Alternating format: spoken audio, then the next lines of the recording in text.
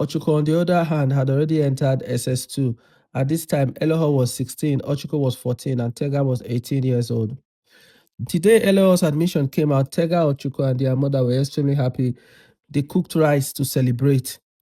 While Eloho was preparing to resume school, rumors began spreading in the area that Mama Patience was pregnant for their father. Before they knew it, their father had moved out from their house to live with Mama Patience. Nobody was really hurt by it because the man had not been contributing anything meaningful to the family anyway.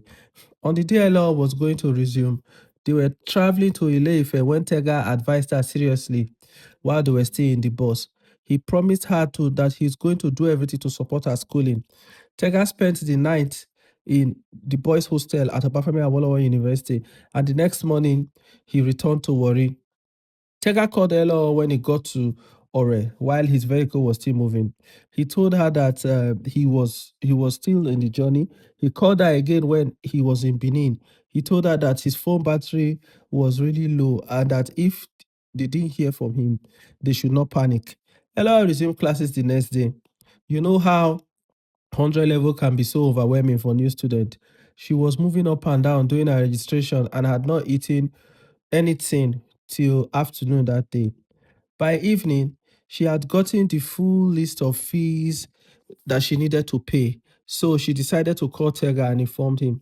She tried to call his number, but it was not reachable. That was when she started getting worried.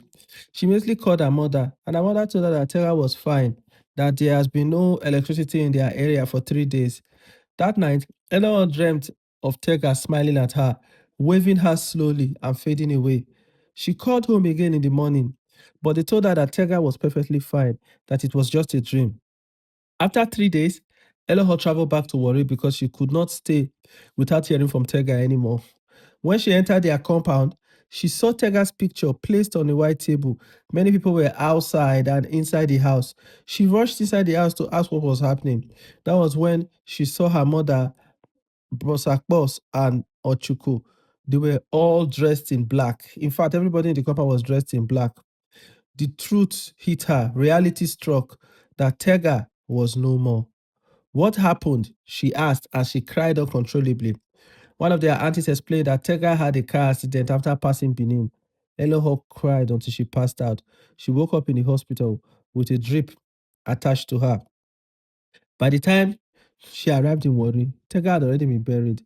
The entire neighborhood mourned him because he had been a very respectful and humble young man while he was alive.